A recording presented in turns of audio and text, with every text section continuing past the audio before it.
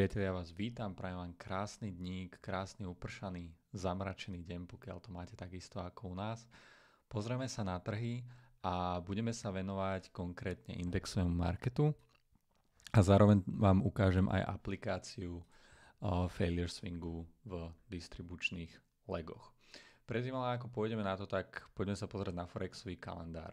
Máme stredu, kde máme FOMC, čo je v podstate najdôležitejší event. Čiže trhy veľmi pravdepodobne, ako sme spomínali včera, budú čakať na tento event a veľmi ma zaujíma, ako sa vyvinie price action pred FOMC.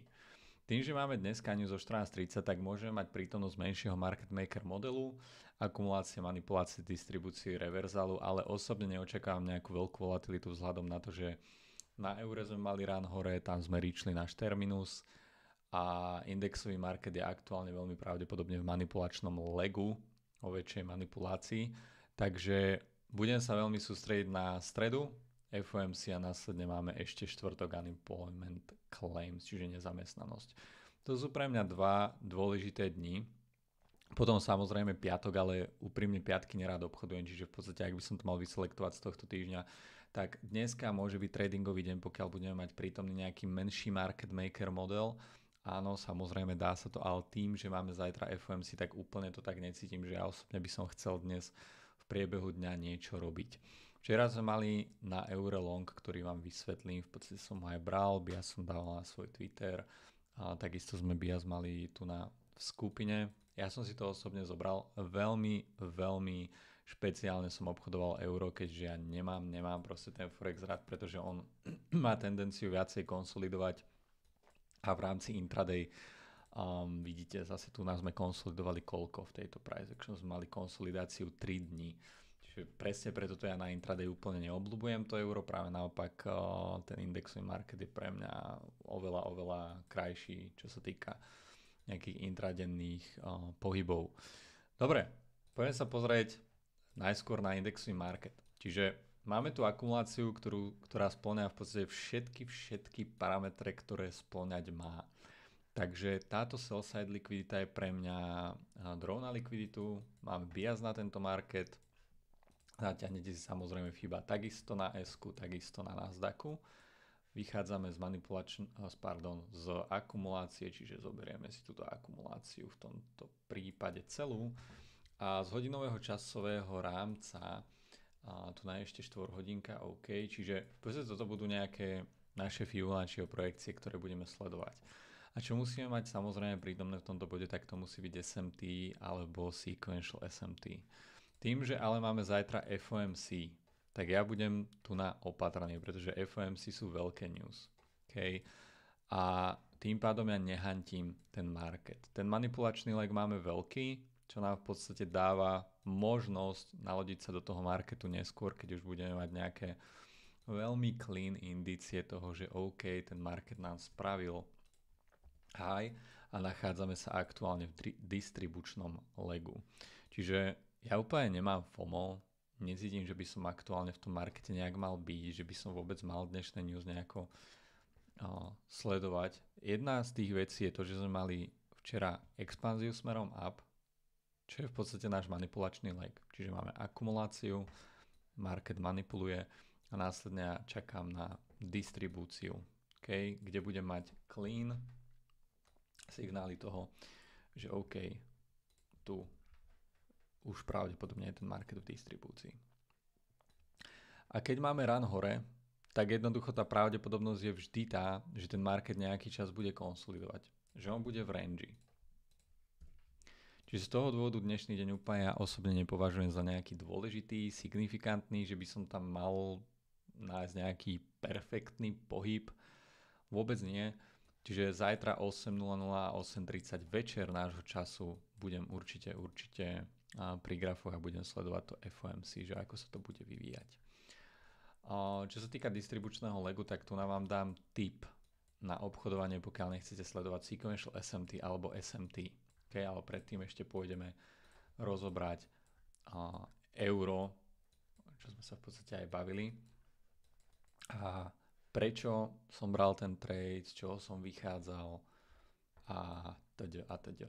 Čiže Veľký market maker model máme prítomný v tomto bode, čiže máme svoju akumuláciu, následne graf manipuloval smerom down, keď si natiahneme naše Fibonacciho projekcie, všetko sme rozoberali.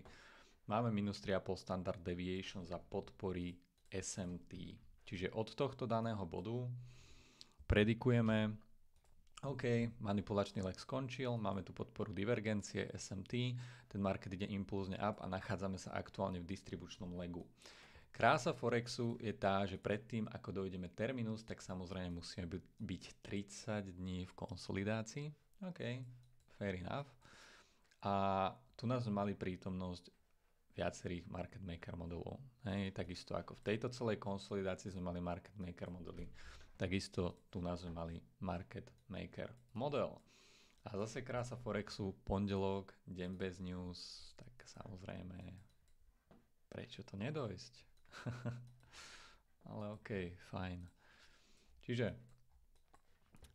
mali sme stanovený náš terminus alebo nejaký draw na likviditu v rámci eura. Jedna konsolidácia bola tuna. Čiže v tomto market maker modeli, ktorý je väčší, sa v podstate nachádza viacero market maker modelov, ktoré nás v podstate utvrdzujú v tom biase. Jedna vec, že máme veľký market maker model A, M, D, následne ten profil bude X. Či už to bude reversal, alebo to bude distribúcia, samozrejme bude to potvrdené intraday market maker modelmi. Čiže v priebehu dňa budeme mať AMD, AMDX, AMDX, AMDX a tak ďalej a tak ďalej a tak ďalej. Takisto ako sme to mali tu na.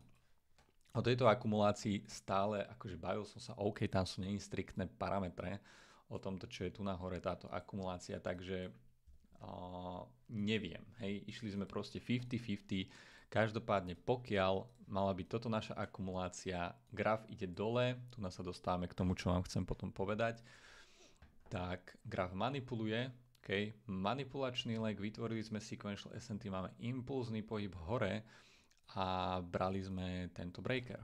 Tento breaker, znova ICT-ho PD zóna, bavili sme sa o tom, OK, keď je ten graf teraz v distribučnom legu, tak distribúcia je clean.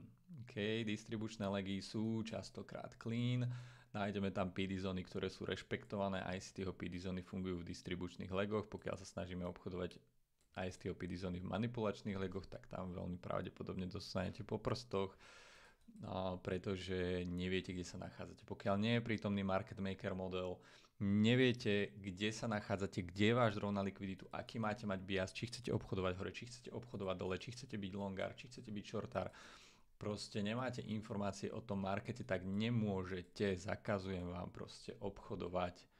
Pokiaľ ja nemám clean draw na likviditu od toho marketu, ktorá mi v podstate hovorí o tom, OK, teraz sa fokusuj na short, máš tam svoju akumuláciu.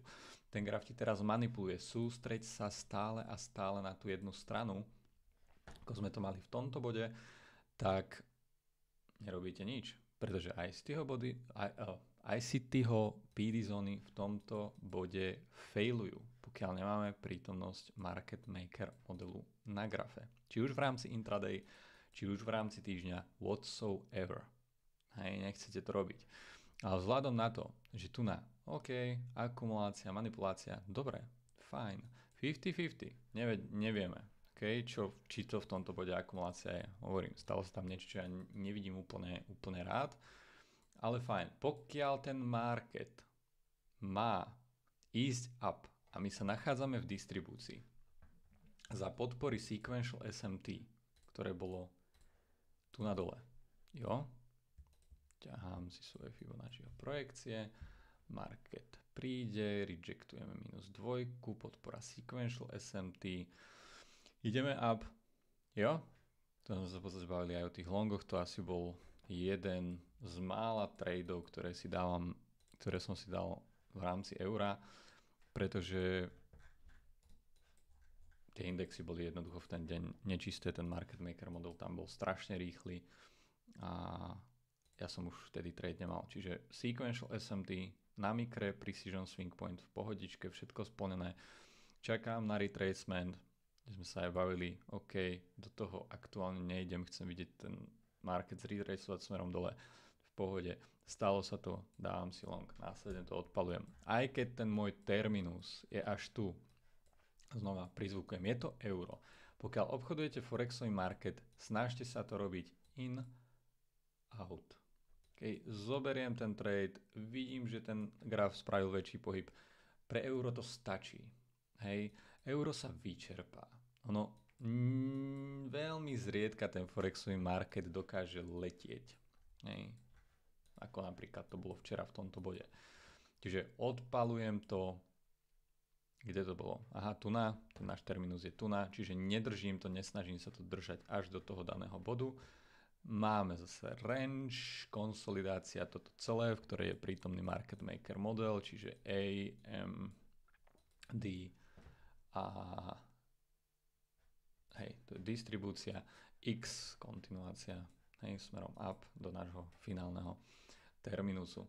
Ten môj včerajší trade, ktorý som bral, tak aktuálne vám to tu idem vysvetliť, čo na tom grafe bolo. Čiže prvá vec, ťaháme si svoju range. Znova. V tomto bode vy chcete sledovať, a ja to stále budem prizvukovať, mám svoju range, musím sa pozrieť, na akom timeframe je tá range viditeľná, ktorý je najväčší časový rámec, z ktorého ja chcem vidieť ten graf reagovať a rešpektovať moje standard deviations. ICTho standard deviations projekcie. Čiže som na 4-hodinovom časovom rámci, je tu konsolidácia alebo nie. Z tohto úplne není viditeľná, takže idem na hodinu. Hodinový časový rámec, je tu viditeľná konsolidácia? Yes sir, je tu. To je naša akumulácia, ktorá spĺňa všetky pravidlá, ktoré spĺňať má. Čiže ťahám si svoju konsolidáciu Fibonacciho projekcia a idem a sledujem. Minus 0,5, fajn, reagujeme. Tu bolo prítomné minútové sequential SMT, ktoré som aj ja nevidel, potom som prišiel k tomu grafu neskôr, OK, vidím, ten graf mi na to reaguje, OK, ideme sa pozrieť, či dáme SMT. Pokiaľ to SMT prítomné tam je, a ja vidím, že ten market to krásne rešpektuje, tu medzi týmito lows je SMT divergencia, market ide dole, rešpektuje mi order block a máme impulzný výťah hore. Čiže to, čo ja môžem spraviť, je, že OK, aktuálne sa nachádzam v distribúcii, pretože som to mal podporené SMT divergenciou. Mám tu prítomnosť market maker modelu. Tu sa mi ponúka viac možností exekúcií. Čiže idem a sledujem aj z tého PD zóny. Čo je toto? Mitigation block.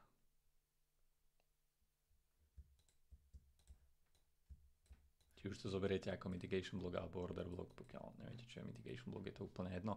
Jednoducho sú to down close candles podporené gapmi, ten market išiel up, neríčli sme ale náš terminus, čiže ten náš bias zostáva kde? Chceme ísť long, chceme ísť short, chcem si všímať shortové PD zóny alebo naopak longové PD zóny. No tým, že som market maker modely a v distribúcii smerom up, tak si budeme všímať čo? Long. Okay? Market ide down, retestuje nám našu PD zónu a následne odpaluje smerom up. Čo sa týka hodinového časového rámca, prítomnosť breaker bloku, pokiaľ ten market je v distribúcii, môžeme exekovať tento breaker, ale nie na futures. Môžem to robiť na spote, môžem to riešiť investične, OK, mám tu nejakú PD zónu, verím tomu, že aktuálne euro pôjde up, fajn, nakúpim ten asset, ale nie na intraday, pretože zase, pozrime sa, ten graf jednoducho konsolidoval. Ďalej, čo sme mali prítomné, je sequential SMT. To sequential SMT bolo prítomné na 15-minútovom časovom rámci. Okay. Čiže daily sequential SMT. Ak si sem dám pound, tak tu a tu je precision swing point. Učenie daja. Pokiaľ máme precision swing point, v ktorom máme vytvorené sequential SMT, nepotrebujeme už mať precision swing point obsiahnutý v aktuálnej price action. Okay?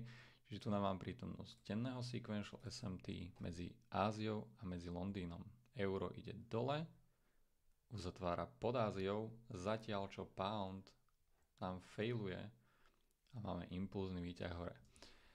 Ak nesledujeme sequential SMT, ja viem, práca, nedá sa, som na mobile, nemám čas, nemôžem sledovať microsequential SMT v distribučných legoch, Čo sa teda dá robiť mimo obchodovania reverzalu alebo kontinuácie, teda X, o ktorom sme sa minule bavili? Tu by som chcel vypichnúť toto video, ktoré si môžete všetci pozrieť a je to v podstate od Jacoba. Okay? Konkrétne toto video, kde on hovorí, obchodujem túto a túto metódu, ktorá mi vygenerovala 2,5 milióna v payoutoch a celá táto metóda je v podstate CRT. Hej, je to CRT, čiže máme nejaký failure swing, ale tu je podstatný denný bias, kde v podstate on hovorí, že sa väzie s trendom. Čiže je ten market nastavený up, alebo je ten market nastavený down. Tým, že máme veľmi, veľmi, veľmi dobrý bias na market, 90% na úspešnosť a viacej, používajte tie náhľady na to a kľudne si to sklopte s týmto. Osobne si myslím, že je to dosť easy, dá sa to riešiť aj na mobile, máte čas, kým nastúpite, proste kým sa nejakým spôsobom ten trh vyvinie na vyšších časových rámcoch, či už je to 15 minúta, hodina, môžete to riešiť z 5, hej, ako ja osobne neodporúčam úplne minútový časový rámec vôbec nie, tak máte čas na ten nástup. Čiže poďme sa pozrieť na to, dávam tu pár ukážok toho, čo je to failure swing a čo tam on vysvetľuje. Takže prvá vec, bias. Tým, že máme znalosť market maker modelu a vieme, chceme sa sústrediť na longy alebo sa chceme sústrediť na shorty. OK, kde je náš terminus? Máme market maker model, akumulácia, manipulácia, distribúcia. Fajn. Chcem obchodovať long. Okay, čiže vždy použijete tie svoje standard deviations, projekcie, na to, aby ste identifikovali, OK, môže to byť low na tom markete? Je tam podpora SMT alebo sequential SMT? Pokiaľ je odpoveď áno, snažíte sa obchodovať up, pretože ten market je nastavený up, pretože ten market je aktuálne v distribučnom legu. Čiže ten failure swing je v podstate odmietnutie low. Ak máme akumuláciu a manipuláciu. A prechádza ten graf do distribúcie. Hej, tu vidíme strong rejection od toho marketu. Čiže čo chcete vidieť je v podstate low. Máme low, máme high. Market ide dole a tu vidíte strong rejection od tejto low. Čo je v podstate swing failure pattern, alebo failure swing. Market ide up a on tam hovorí o tom, že používa gapy. Hej, čiže tie gapy sú pre neho go-to fair value gap. Či už je to inverzné FVG alebo klasické FVG. Čo chcete spraviť v tomto bode? Vy chcete vidieť jedna vec, strong rejection od low. To znamená, chcete vidieť sviecu, ktorá ide dole a následne ten knot má impulzne vyťahnutý od tej liquidity. To je jeden z dôvodov, prečo sme sa minule rozprávali o tom, že pokiaľ je to akumulácia, pokiaľ aktuálne sme v distribučnom legu a ideme smerom up, tak ja nechcem už market absolútne vôbec vidieť ísť dole, robiť niečo tu pretože tu aktuálne už bol spravený damage. My sme sweepli lows, vyžrali sme likviditu, ideme aktuálne smerom up. Čiže v tomto bode sa pozerám na najvyšší časový rámec, kde je prítomný ten failure swing a kde mám prítomné gapy. Tu je 4-hodinový časový rámec a mám tu prítomné FVG.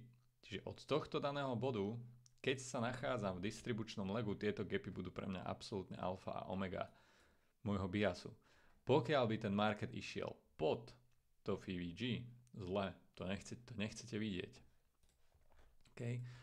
Ďalší prítomný market maker model, mám akumuláciu, manipuláciu, distribúciu, kde je failure swing. Toto není až tak sexy, pretože tu tie tela uzatvárajú pod tým.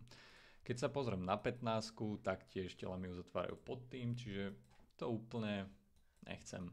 Hej. Chcem čakať, čo mi ten market ukáže ďalej.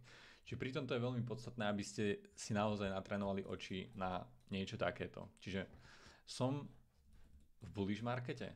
Ak áno, čo robí ten market? On mi necháva stále vyššie lows.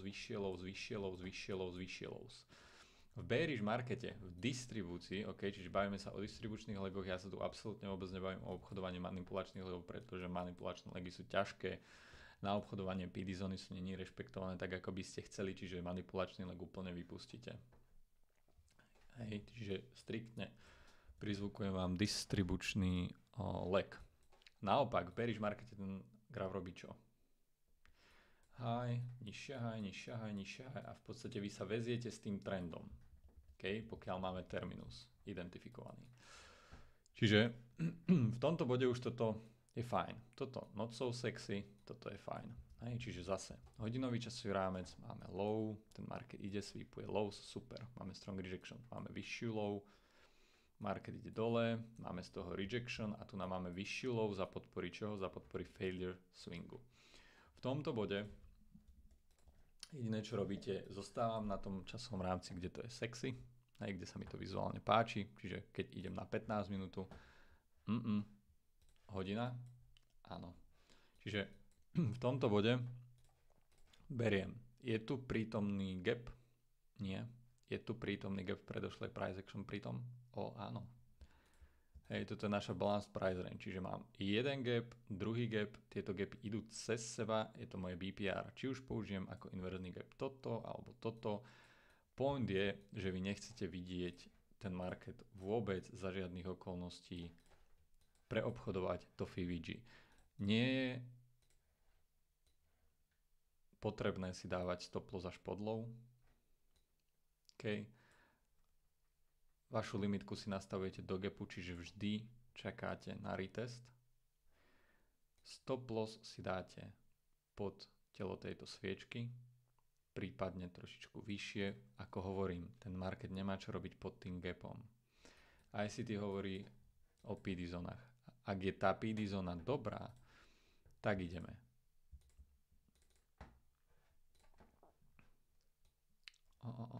Dealing range, to si dáme tu na. Čiže máme high, midpoint a low. Ak je tá PD zóna dobrá, tak ten market vám rejectuje to FVG veľmi pekne. Čiže tú reakciu tam budete vidieť naozaj svížnú, peknú, príde, odchádzame a idete. V tomto bode ten náš prvý terminus je tu. Čiže tu nám mám market maker model, od tohto daného bodu ja neviem, čo sa bude robiť, či ten market bude konsolidovať, spraví pullback, znova euro, intraday, in, out. Proste odchádzame. Keby to aj kartnete tu na still good, 2,77 R. Ak by ste nestihli toto, nižší časový rámec, máme low, nechceme market vidieť spod to, kde je ďalší failure swing. Tu. Máme high, máme low, market retrace smerom up, ideme, robíme pullback, sweepujeme lows. V tomto bode máme low, vyššiu low. A vidíme, že ten náš terminus následne bol reachnutý. Čiže toto je, priatelia, failure swing. Dávam vám to ako tip, niečo, čo môžete použiť. On tam hovorí o tom, že mám 33 alebo nejak tak percentný win rate, spravil som 2,5 milióna v payoutoch. Vy tu máte bias. Ten bias je silný. Pokiaľ viete bias, tak tie vaše trady budú kvalitnejšie, budú lepšie. Viete, kde sa chcete sústrediť, či chcete ten market shortovať, či chcete ten market longovať. Tá najdôležitejšia otázka, ktorá trápi väčšinu, kde mám bias na ten market, podľa čoho mám určiť bias na ten market, čo si chcem všímať, chcem ísť long, chcem ísť short. Je to tu? Máme to, priatelia, každý jeden deň, stále a stále dokola. Čiže využívajte tie náhľadíky na toto. Môže to byť pre vás krásna metóda ako go-to vo vašom tradingu. A zase sledujeme gapy. Je tu na gap? Nie. Ale ten market preobchodováva inverzný gap. Zase ďalší gap, čiže zase tu máme čo? Balanced price range. Market ide dole. Chytíme sa toho a bum, máme rejection do nášho terminusu. Čo sa týka Nasdaqu, same shit. Je to úplne to isté. Ak chytíte krypto do ruky, bude to isté. Čiže Napríklad, ja si už nepamätám úplne, čo sme mali tu. A kde to bolo? Počkajte, 15 minúta. Dobre, tu sme mali news a tu sme mali prítomnosť v rámci intraday market maker modelu. Čiže dám sa na 5 minútu. To je lepšie viditeľné. Máme akumuláciu, manipuláciu a distribúciu. Toto bol náš terminus. Čiže v tomto danom bode znova sledujeme, bude v distribúcii prítomný failure swing, áno alebo nie. Ťahám si svoje Fibonacciho projekcie, v tomto prípade iba toto, pretože inak sa to ťahať nedalo. Market ide down, rejectujeme od minus dvojky. Toto bolo inak ale veľmi rýchle, ja osobne som tu na vôbec neobchodoval distribúciu. A máme lows. Okay, tu sú equals, či už zoberete túto low, hej, jednoducho ten vizuálny failure swing tam chcete mať. 15, same sheet, low, sweep, failure swing na 15, na 5, OK. Kde je bias? Up. Inverzný gap. A tu je ďalšie FVG. Hej. V tomto bode, keď už ten market reachol ten terminus, tak tu už je to za mňa veľmi, veľmi rizikové, pretože prechádzame do X. To môže byť buď kontinuácia alebo reverzál. Pokiaľ bude kontinuácia, market príde a odíde. Hej, z toho gapu. Pokiaľ vidíte ten gap failovať, je to reverzál, takže tam idete short. Okay. Každopádne toto neponúka úplne dobrý risk reward, pretože tu máme inverzný gap, predtým ako sme došli našu finálnu likviditu v market maker modeli, ten nástup bol tu na je ďalší gap, čiže reálne tá stopka by musela byť až takto a to je nejakých 1,29 R. Nie je to zlé, je to úplne v pohodičke. Takže len takto, priatelia, pozrite si to jeho video, skúste praktizovať failure swing v markete. Som nastavený bullish, som nastavený bearish, veziem sa s tým trendom, kde je môj terminus, kde je moja likvidita a idem. Hej, šúpem to tam. Takže myslím si, že market sme rozobrali s tým, že likviditu v rámci indexového marketu máme danú. Sell side, naša úvodná akumulácia, manipulácia následne príde k distribúcii smerom down. Tým, že máme pod týmto ešte dosť likvidity, tak samozrejme môže sa stať, že X bude kontinuácia smerom dole. Hej. Na čo sa ja budem osobne sústrediť je prioritne tento target a následne uvidíme, ako sa bude vyvíjať ten market ďalej. Čiže ostávame v rámci indexového trhu bearish. Čo sa týka eura, tak tu aktuálne máme kompletný AMD aj veľký. Takže v tomto bode musíme čakať na nejakú intraday akumuláciu, priatelia.